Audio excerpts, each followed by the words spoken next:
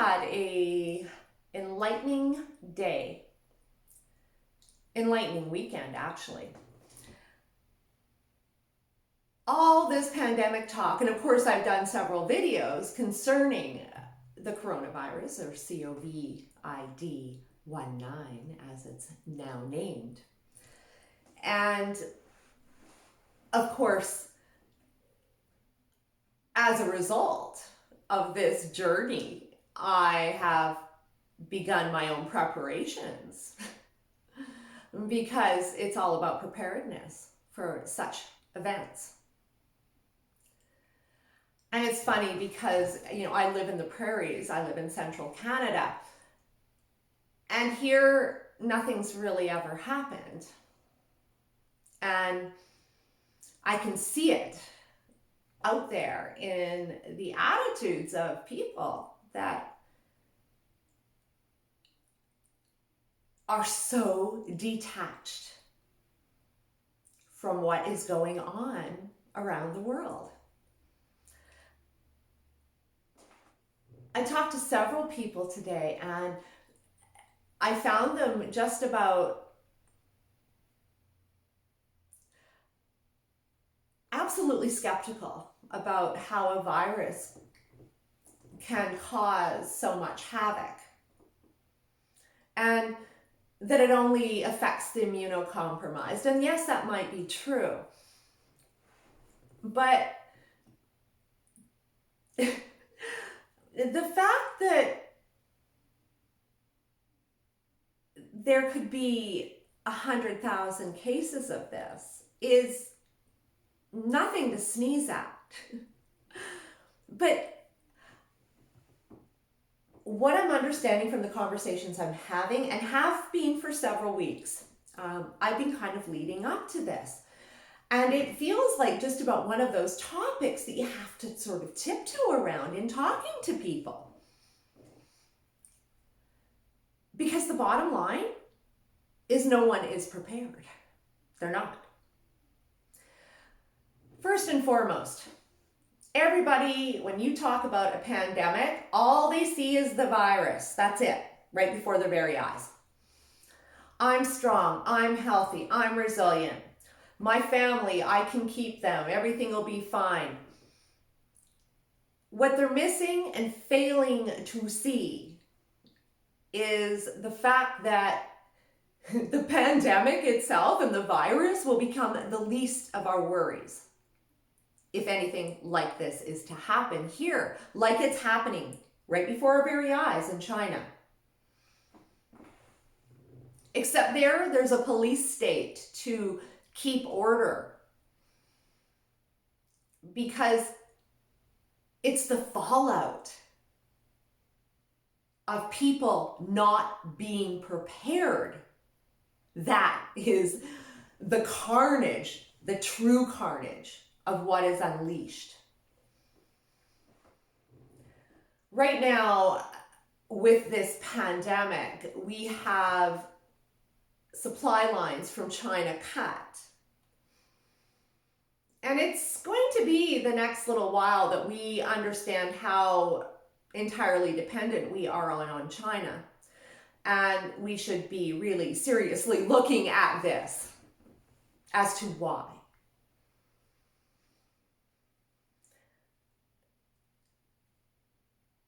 Interestingly enough, as the World Health Organization pats China on the back for their quick action, they were not quick. We know that for a fact.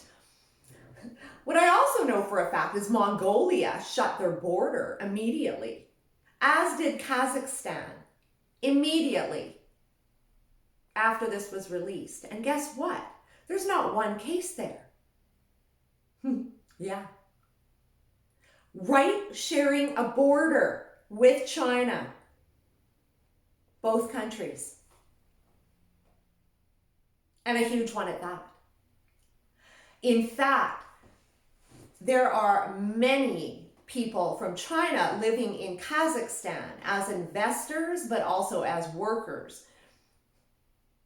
Not one case. So why are they flying from China to Canada and to United States and planting it over here when the countries right next door that enjoy actually really good relations with China barricaded and are free of the virus. It's interesting. Kazakhstan's interesting. What's become abundantly clear to me is that we're not prepared.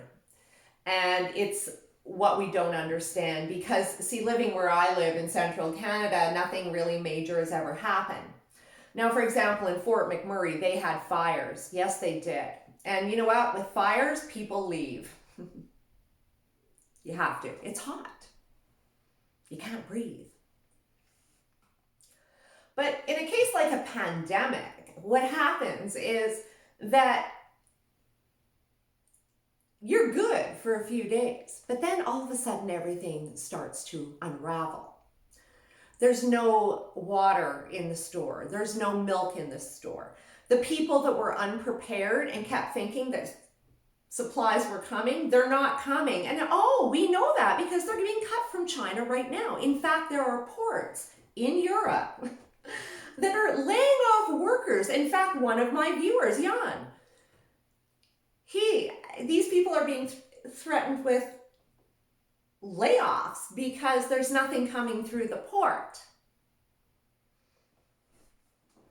This has a spiraling effect, particularly for people who live inland over here in Canada. Yeah, it's real. Because everything is going to stop out there and we're not going to get anything in here. Understand? And as their stuff runs out there, they're going to come this way.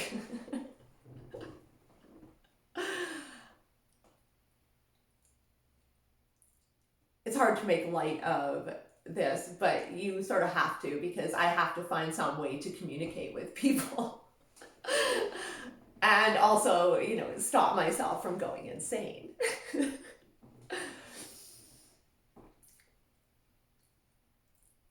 Every person needs a gallon of water a day. Now, what happens is if all of a sudden there's a lot of cases, people start going to the hospitals are overloaded. We're watching this in China. They cannot contain everybody. They don't have masks for people. They're ill prepared. You're safer at home. You need to quarantine at home. You have children. You need a plan. Get a plan. And it's to protect your kids. It's not just for your protection, it's for everybody else's protection too. If you get sick, you need to be prepared to stay home. And you can't be running around the grocery store hacking all over the place or being diagnosed and picking up a few last minute items. No, you can't do that. You need to get your ass home and get taken care of yourself. For someone like me, I'm looking through these pandemic plans and realizing that, they don't have my dietary requirements. So I'm getting prepared for that. What if there is so much stress on systems that all of a sudden we don't have the internet? All of a sudden we don't have power. All of a sudden our gas supply is cut. That made me go fill up my propane tank so that I can barbecue, and I have a burner out there, outside. I'll bring it inside if I have to. Things to think about. If you have to be holed up for 7 days, then be prepared for that. I went out looking for masks this last weekend. And I found nothing but the wrong masks. And in fact, everything else was cleared out. And in fact, no one on staff understood what masks I was talking about, yet the whole section had been cleared out.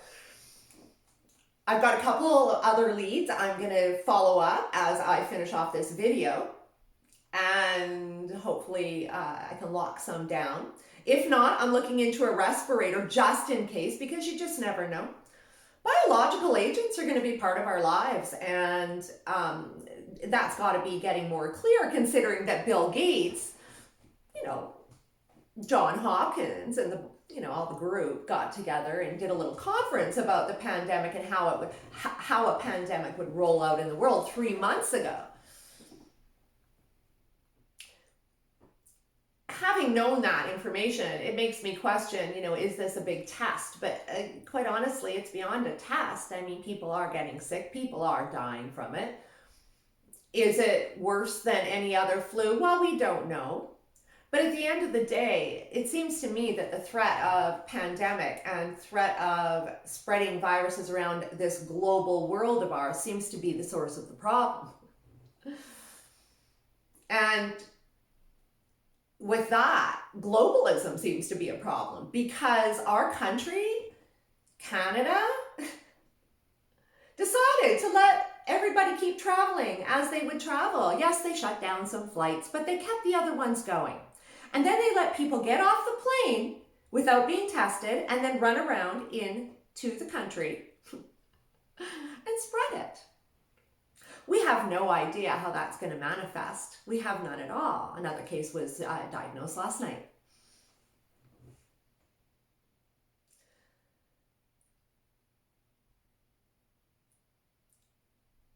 Our government has done none of their job in protecting Canadians at all.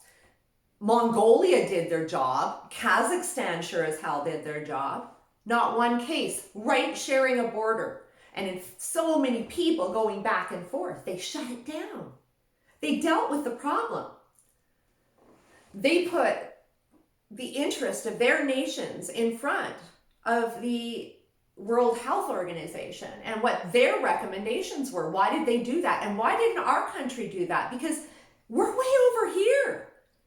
We could have easily separated ourselves from this. They chose not to. They decided that travel to and from China superseded the health of Canadians. And I think we should be pretty worried about that. And I think we should also be looking at a question. And I'm going to pose that to you now and get you thinking about it because I'm going to do a video on it. And that is, are you a nationalist or are you a globalist? Because it's situations like this and how it's being handled that make me think that being a nationalist is the only way to go. And I was already on that course anyway. Because corporate interests are absolutely contaminating the waters here in Canada. And our interests and the interests of our government should be for our people and not for corporations from abroad. Ever. Ever. In any case, I urge you, get on the internet. Start taking a little ownership. And if you are, awesome. And you'll see if you have been out there that stuff is already short. We need to get on top of this. And if not,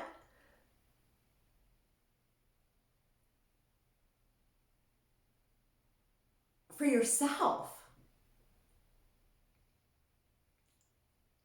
for your family. It's a time to actually reestablish priorities. What's important? And do you even have matches in your drawer? Little things like that. If you haven't subscribed, please do. I would love to have you here. And of course, Facebook and Instagram, as always.